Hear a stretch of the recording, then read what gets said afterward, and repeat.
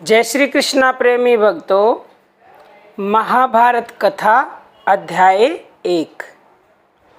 महाभारत की कथा महर्षि पाराशर के कीर्तिमान पुत्र वेद व्यास की देन है।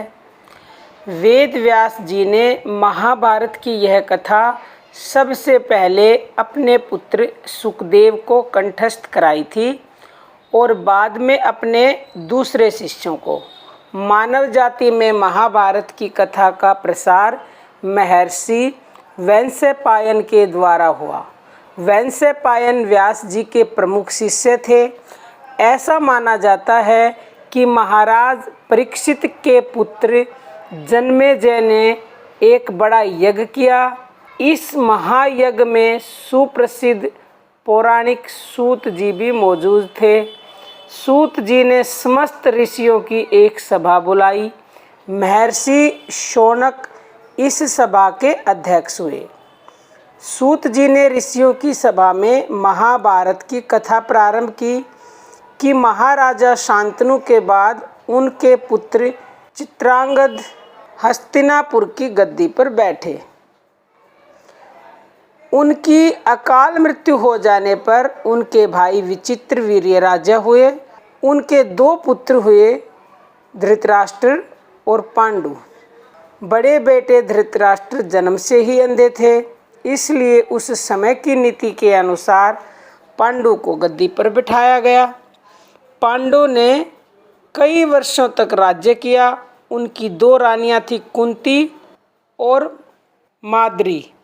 कुछ समय राज्य करने के बाद पांडु अपने किसी अपराध के प्रायश्चित के लिए तपस्या करने जंगल में गए। उनकी दोनों रानियां भी उनके साथ ही गई। वनवास के समय कुंती और माद्री ने 5 पांडवों को जन्म दिया। कुछ समय बाद पांडु की मृत्यु हो गई। 5 अनाथ बच्चों का वन के ऋषि मुनियों ने पालन किया और पढ़ाया लिखाया। जब युधिष्ठिर 16 वर्ष के हुए तो ऋषियों ने 5 कुमारों को हस्तिनापुर ले जाकर पिता में भीष्म को सौंप दिया। 5 पांडव बुद्धि से तेज और शरीर से बली थे। उनकी प्रखर बुद्धि और मधुर स्वभाव ने सबको मोह लिया था। यह देखकर धृतराष्ट्र के पुत्र कौरव उनसे जलने लगे और उन्होंने पांडवों को तरह तरह से कष्ट पहुंचाना शुरू किया। दिन पर दिन कौरवों और पांडवों के बीच वैर भाव बढ़ता गया। अंत में पितामह भीष्म ने दोनों को किसी तरह समझाया और उनके बीच संधि कराई।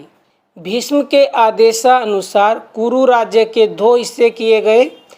कौरव हस्तिनापुर में ही राज करते रहे और पांडवों को एक अलग राज्य दे दिया गया, जो आगे चलकर इंद्रप्रस्थ के नाम से मशहूर हुआ। इस प्रकार कुछ दिन शांति रही।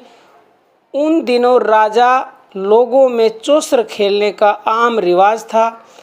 राज्य तक की बाजियां लगा दी जाती थी। इस रिवाज के मुताबिक एक बार पांडवों और कौरवों ने चौपड़ खेला। कौरवों की तरफ से कुटिल शकुनी खेला। उसने युधिष्ठिर को हरा दिया। इसके फलस्वरूप पांडवों का राज्य छिन गया और उनको 13 वर्ष का वनवास भोगना पड़ा। उसमें एक शर्त यह भी थी कि 12 वर्ष के वनवास के बाद 1 वर्ष अज्ञातवास करना होगा। उसके बाद उनका राज्य उन्हें लौटा दिया जाएगा। द्रौपदी के साथ 5 पांडव 12 वर्ष वनवास और 1 वर्ष अज्ञातवास में बिताकर वापस लौटे। पर लालची दुर्योधन ने लिया हुआ राज्य वापस करने से इनकार कर दिया। अतः पांडवों को अपने राज्य के लिए लड़ना पड़ा। युद्ध में सारे कौरव मारे गए। तब पांडव उस विशाल साम्राज्य के स्वामी हुए। इसके बाद 36 वर्ष तक पांडवों ने राज्य किया और फिर अपने पोते परीक्षित को राज्य देकर द्रौपदी के साथ तपस्या करने हिमालय चले गए। ये महाभारत की संक्षिप्त कथा हमने जानी और ये अध्याय 1 है। अगले वीडियो में हम अध्याय 2 यानी कि देवव्रत के बारे में जानेंगे। तो आज के लिए इतना ही। जय श्री कृष्णा।